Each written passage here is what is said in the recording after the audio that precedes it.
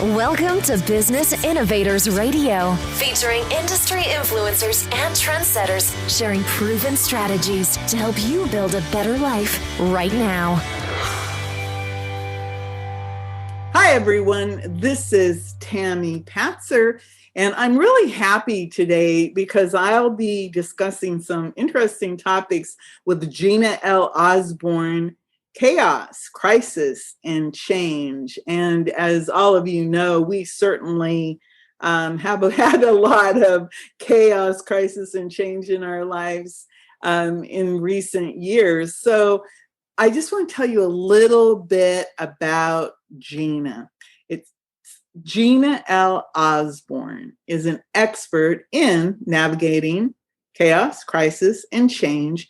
She's responded to catastrophic terrorist attacks and cyber hacks as an FBI special agent, and she's chased Cold War spies while serving in the Army. She knows that crises can be managed, chaos can be controlled, and change is inevitable. Gina serves through speaking, coaching, and hosting executive roundtables, VIP days, and masterminds. She provides tools and techniques to eliminate self-imposed obstacles, stop tolerating the intolerable, and helps you have the courage to lead authentically and create clarity and confidence to become unstoppable. Welcome, Gina. Thank you, Tammy, for having me. This is a really interesting topic because I'm thinking to myself, here you are, someone who has responded to terrorist attacks and Cold War spy issues and everything.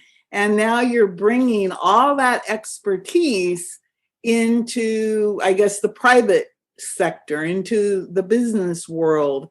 So tell me a little bit more about how you have become this authority navigating chaos, conflict, and change.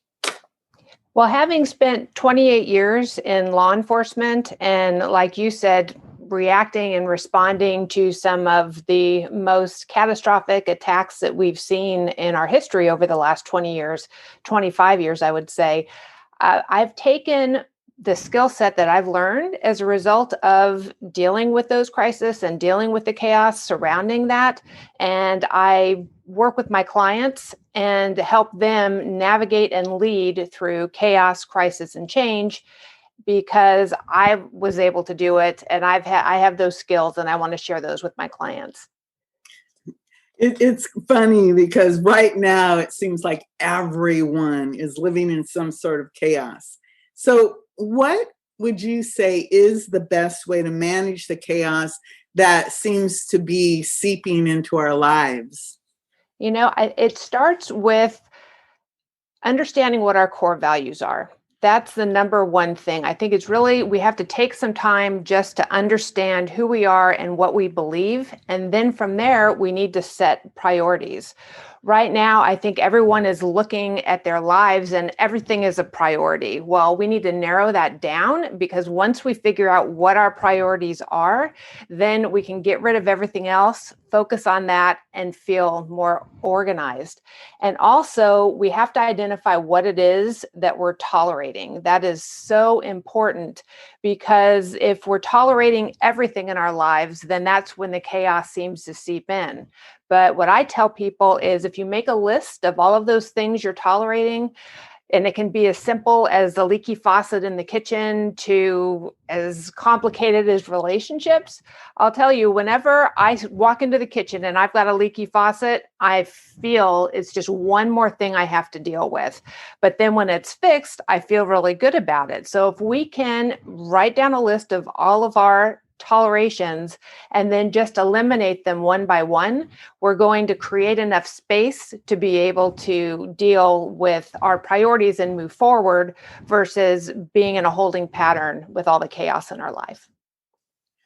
That's really interesting because sometimes when you said that, it can be as simple as tolerating something like a leaky faucet, or maybe there's somebody leaves a towel on the floor and they never pick it up. I mean, it can be little teeny issues. So I wanted to ask you to maybe expand on that. What happens when chaos turns into a crisis? How would you suggest that people handle that? Well, when you allow all of your tolerations to build up, whether it's at work or in your personal life, that's when the crisis comes in. Because, little things that we tolerate, that's one thing, but the more we have to tolerate, it's going to sap our energy. It's going to turn into something worse. And so whenever I had to deal with a crisis, I always made sure that I had a team, that I surrounded myself with the best possible people. And it's not the people who are going to be taking our energy away. It's the people who are going to help us again move forward. And that's where the whole unstoppable things come from. And another thing in dealing with a crisis, you can't take things personally. Again, whether it be in business or whether it be in our personal lives, because when we take things personally, it becomes all about us, and it's not about dealing with the crisis and finding resilience. So that's why it's so important that when we're dealing with a crisis, we need to surround ourselves with the people who can help us. And then again, don't take things personally and make it about us. Let's make it about the crisis and getting past it. Yeah, that good old ego seems to get in the way of a lot of things. And sometimes it stops us from change, and even when that change might be leading us on a better path than what we've had before. So since change is inevitable, what is the best way to handle change? And again, this can be related to a job, personal relationships. Change, again, it's inevitable. How do you suggest that we handle that? So we can see change in two ways. We can see it as a problem, we can see it as an obstacle, or we can see it as an opportunity. And that's how I like to see change. We don't know when change happens, if it's going to be a good thing for us, but I'm a big believer in everything happens for a reason. So we have to keep that optimism when it comes to change. I was in the FBI when 9/11 happened, and that was probably the biggest change that the FBI had seen in its 100-year existence, in its history. We went from an investigative agency to becoming an intelligence agency, and it was turning the ship around that was very, very difficult. So when you're dealing with massive change like that, it's so important to be open, remain open-minded. And it's going to be hard, but again, surrounding yourself with good people, not taking things personally, and having the courage to really move forward instead of, again, staying in that holding pattern. That's really important as well. It's funny when you mentioned 9/11. Immediately, I went to some of the changes in travel. Like, for example, when I flew later in September that year, my underwire bra set the alarms off at the airport. And then also I found out that I had metal in my shoes. Oh my goodness. Alarms off. So that just triggered that memory of that was a huge change. I mean, as an example of how change affected millions and millions of people in just how we traveled. So right now, especially, I think we all are seeking calm. when with what you do, who would you say are the people that would reach out to you? Are they people who are seeking to calm their life down a little bit? Well, I think that's part of it, but really I work with executives and entrepreneurs to be able to lead through chaos, crisis, and change. So those are the types of people who will reach out to me if they're having a crisis, if they're in the middle of a crisis, for me to work with them or work with their teams in order to come up with solutions to get through a crisis.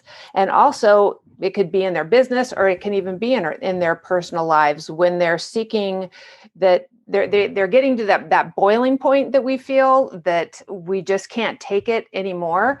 People will reach out to me and I help them navigate all of the things that they're going through and then help them identify priorities, get rid of everything else in order to be able to move forward.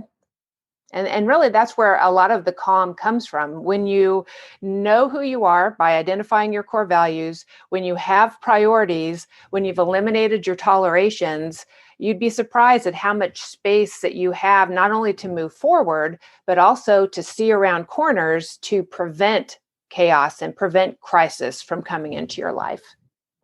So the different services you provide, then can you recap those for me in that? Because you were saying that you help them make these navigational changes. And I imagine you also might be able to say pinpoint issues. So what does that look like? So I am a coach, and so I do one-on-one coaching. I do executive roundtables. I have something I call a VIP day, where I'll spend an entire day with an executive to just really go through what is going on in their business or what's going on with their life and provide suggestions for solutions. I also speak. I'm a speaker. I go out and speak to groups about this and of leadership. I worked in a male-dominated field for 28 years, and so I have a presentation that I give to women to talk about how to lead like a lady and embrace your femininity in the workplace. So those are the different types of services that I provide. With that, do you have anything that you could provide to our listeners today that might help them deal with chaos, conflict, and change? Absolutely. I have an ebook. If your listeners go to my website, Gina L. Osborn, OSBORN.com, they are able to get an ebook that I've written, and that is the 7 key ways to eliminate chaos from your business and your life. So that's for your listeners. That is my gift to them. If they go to my website, they can get that from there. So that was GinaLOsborn.com. Yes. /book. Yes. Or does it come up on the front? It'll be on the homepage, that they'll be able to see it on the homepage. Great. I kind of chuckled to myself when you said that you actually have a talk, or you speak about how to lead like a lady. And it's always funny because I see different memes and everything, because women, I think, are very, very strong leaders. And I don't think women get enough accolades for those leadership abilities. And of course, if we're assertive, that means we're aggressive, and, all of these different things. So what are the, besides leading like a lady, what are some of your other topics that you speak on? Well, the leading like a lady, I just want to let you know that going into the military, going into the FBI, and when I went into the FBI, fewer than I think about 14% of the FBI agents were women. And I think when women get into an environment which is a male-dominated field, they take on characteristics that are male-driven when it comes to leadership. But as I look back on my almost 30-year career, I learned that all of my personal skill set, collaboration, networking, communication, which are more, looked at as soft skills, the more I embraced those, the more authentic I led and the more successful I was. But as far as other topics I speak on, I speak about leading through chaos, crisis, and change. I talk about collaboration, and I have different leadership talks as well. That's exciting to me. And I would love to hear about your leadership talks. Also, I wanted to ask you a little bit more about, you have the free ebook at GinaLosborn.com. If somebody wants to reach out to you, what is the best way for them to reach out? The best way is to go to my website, GinaLosborn.com. And if they want to book a 30-minute free, no pitch, I promise, clarity call, I am happy to speak with anyone who is looking for some clarity to see how I can help.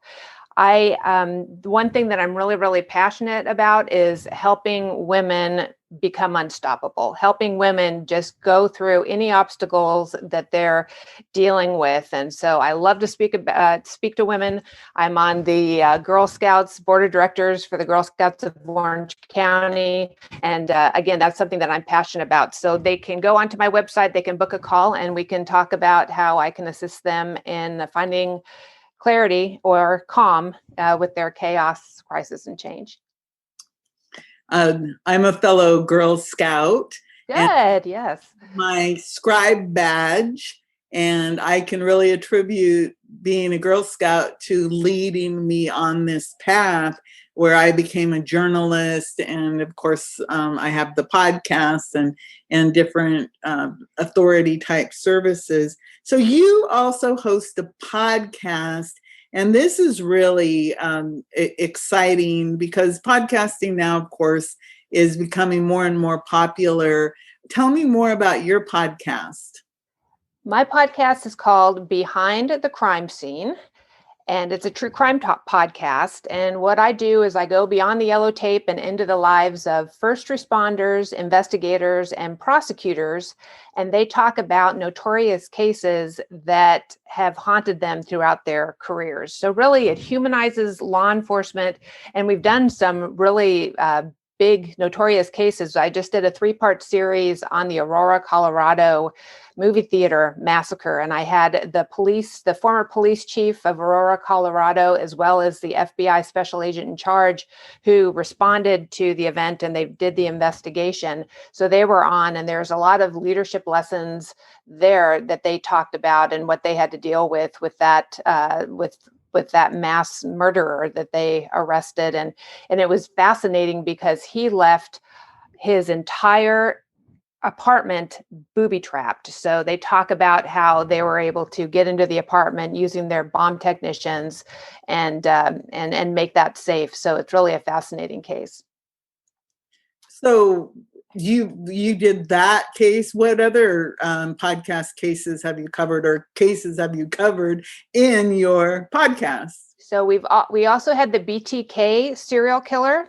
That was a really interesting case because the FBI supervisor at the time that he was arrested, when he was 10 years old, he grew up in that area in Kansas. I think it was Kansas City. And when he was 10 years old, he would go out with his cousins and they would talk about BTK, and they would scare themselves so much they would have to run into the house. And then you fast forward 20 years or so, and he was in charge of the investigation on the FBI side that actually got apprehended the BTK serial killer. And also we did a show on O.J. Simpson. We had Marcia Clark's boss on, and he talked about what haunted him with regard to the trial and the fact that he was acquitted. So that was a really, really interesting case that we had on as well. That's really interesting. So can you reveal what haunted him? He goes into his name is Bill Hodgman. And like I said, he was Marcia Clark's boss and one of the lead prosecutors on the case. And he